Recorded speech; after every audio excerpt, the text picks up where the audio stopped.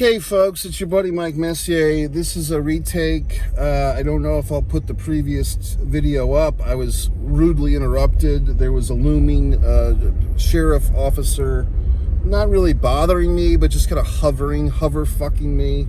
Of course, I was parked in a place that perhaps he wanted to be. I had just filled my wonderful tires with air, and I was just kind of sitting there because no one else was around for hours or just minutes.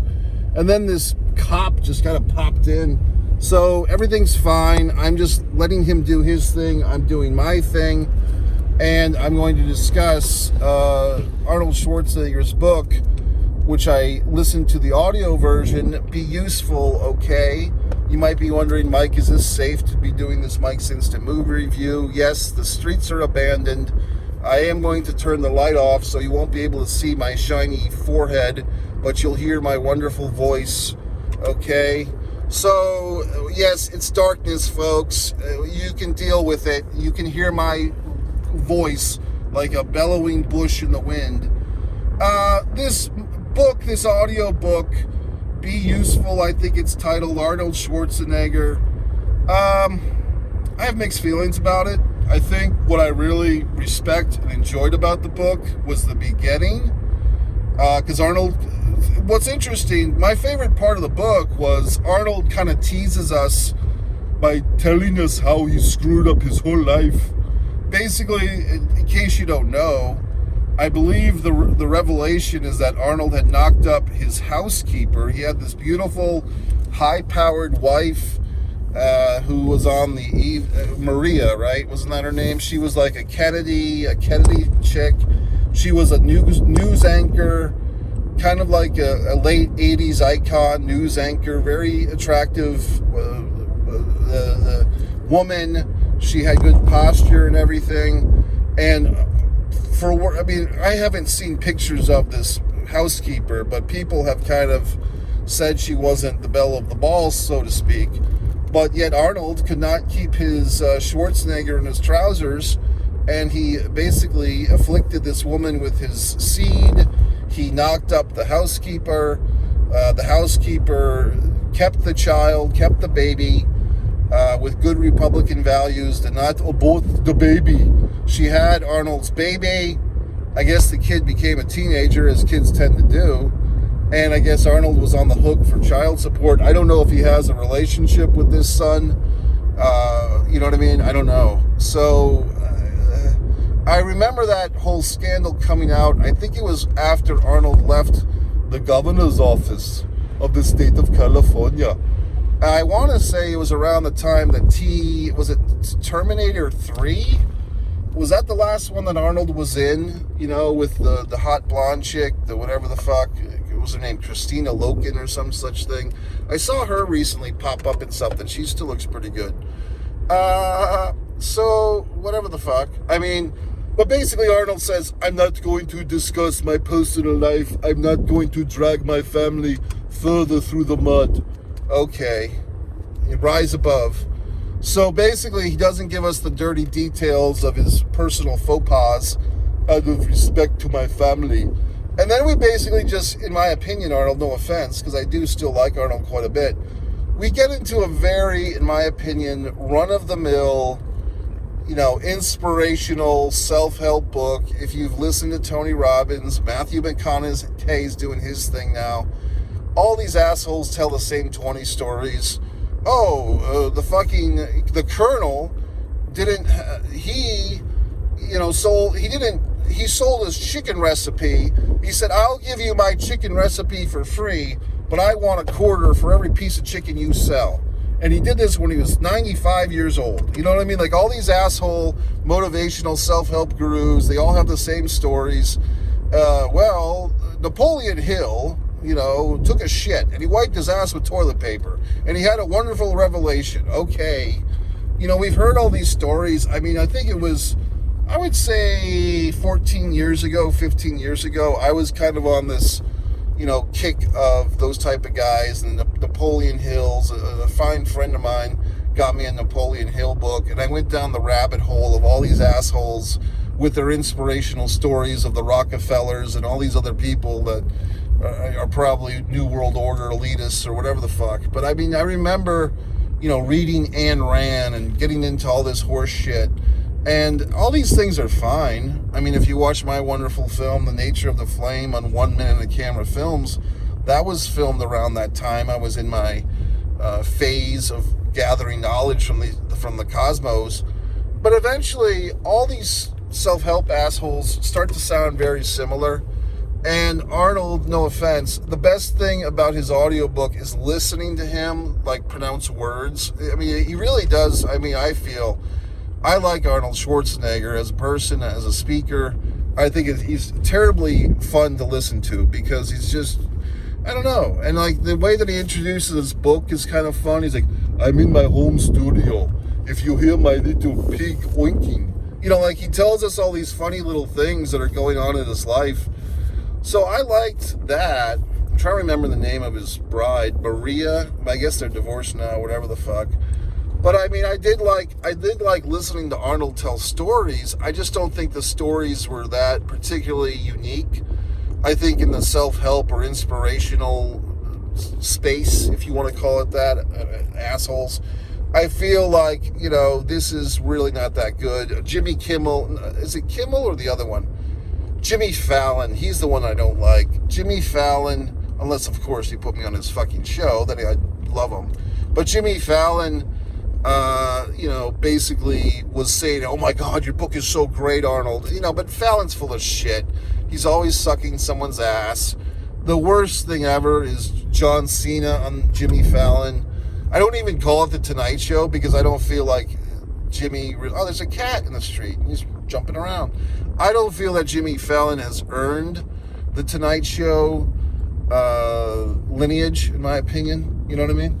It's kind of like saying The Rock was a WCW world champion. And yes, I have started to watch the WCW documentary that The Rock somehow came up with, or whatever the fuck. I will probably review that on One Pro Wrestling and Sports Fan. As far as this audiobook goes, look, if I have Audible, I'm so far behind. I've purchased all these Audible books. I never have time to listen to them. I guess I do have the time. It's just, there's so many things to listen to. There's so many things to do in this wonderful world. There's always some podcast about some murder that I want to listen to instead. So it's like I just have a backlog of things to listen to. And I can't get around to all of it. And then at times I just want to listen to music, or I just want to listen to, as Simon and Garfunkel would say, the sounds of silence, the sounds of my own thoughts. So I can't listen to everything all at once. And then people are always sending me things. People are always tagging me in their fucking little media posts. Like I'm supposed to read every goddamn story that they want me to read. Hey, assholes, I have my own interests. I don't need you tagging me to tell me that I should give a shit about something you give a shit about, because I'm too busy giving a shit about what I give a shit about. So please, enough of the tagging. I've been tagged enough for one lifetime, assholes. I'll read what I want to read. I don't need... The worst is on Facebook. Some asshole tagged you and every other asshole they know. Oh, thanks. So I'm just amongst the many assholes. You put it at everyone, and now I have to give a shit about your problems or your wonderful article about something that I don't give a shit about. So anyway, just a word to the fucking wise, or the wiseless, as I should say. But yeah, the Arnold book was fun. I mean, it's a good listen. I don't feel like it's the top of the charts, even in the spectrum of self-help or motivation or whatever the fuck. Self-improvement. I mean, really, if you want the best self-improvement shit, years ago, going way back, I invested quite a bit of money at the time in this, Tony Robbins 27-disc fiddle fuck supercard thing. It was 13 audio CDs, I believe 3 video DVDs, I should say. 24, 25 audio CDs, 3 DVDs of Tony Robbins speeches with live audience members. That was a good value. You know what I mean? I think I got a Father's Day special. It was 40% off or some such horse shit. I enjoyed it, but is my life, I mean, I guess it is. I mean, my life is somewhat better, but, you know,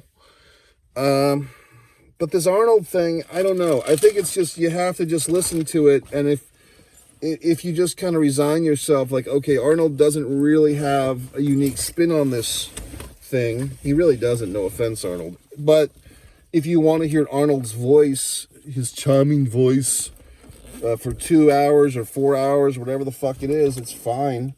I do have a quick Arnold Schwarzenegger story I'll share with you fine folks, since you got to the 10-minute mark of this video, or whatever the fuck. Picture it, Newport, Rhode Island.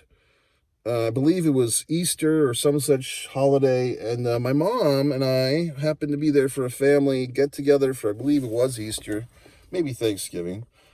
And we went into this shop that, oddly enough, was open. So I want to say it was Thanksgiving. It was a clothing store, kind of like a, I don't know if you'd call it a consignment shop, but it was like an interesting store.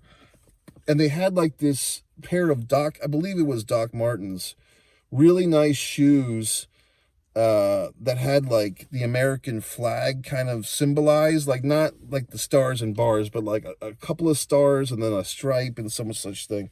But basically like a very American themed pair of shoes. I think they were like half a size smaller than what I took at the time. But basically the proprietor of the person just working there told us an anecdote, and maybe they were full of horse shit, but they basically told us that Arnold Schwarzenegger, who had been filming the film True Lies in Newport, Rhode Island, and yes, that is true, the Jamie Lee Curtis film, which I don't think they ever did a sequel of, did they? Or they did a remake or something, but basically Arnold Schwarzenegger had been in Rhode Island to film this movie, True Lies, in Newport, Rhode Island. He came into this store. He saw the American shoes. He was so impressed and enthralled because he loves America. He tried the shoes on, and the people thought he was going to buy these shoes. And then he had like this thing where he's like, I'm not a natural born citizen. I should not own these shoes. So he did not buy the shoes because he felt like, although he loved the shoes, so was the story anyway, he did not feel that he should own them because he was not American. But he did try them on. And I was like, you know what, those shoes are great, but I'm not gonna wear them out. You know what I mean? Like they weren't terribly comfortable. They were, like I said, half a size too small. But my mother, you know, she insisted, she really did, because I was kind of like, hey, I like the fact that I tried them on. I don't really need them. But she bought them. She wanted me to have them, so I had them for a long time. They were nice. I can't tell you where they are now, folks. Look, I've been through a lot, okay? Moves, everything. So I don't know where those wonderful shoes are, but at one point, for many years, I had them. So anyway, but yeah, Arnold Schwarzenegger's book, it's fine. It's, like I said, I'm not trying to shit a stick on it. I'm just telling you, it's not like, oh my God, this is the greatest book ever. Holy shit, how can I live without this book? It's more like, oh yeah, that book's kind of cool. But I'm just saying, like, if you have expectations that are kind of like, yeah, you could listen to this book or purchase this book, I think probably the best person who would get something out of this book is probably the person, maybe someone who moved to the USA, like Arnold, like someone from a foreign country who takes great inspiration from Arnold's success. Or if you've never listened to an inspirational self-help book before, you might dig this. I think probably the best of that was kind of the anti-motivator guy. If you recall, I was a big fan of the Ultimate Warrior renditions, or his take on the whole self-help stuff, which was very kind of like anti-self-help. And you might be getting your panties in a tizzy, Ultimate Warrior this, hashtag that. Okay, you win, he's dead, congratulations. But I liked his videos a lot, assholes, so take it for what it's worth.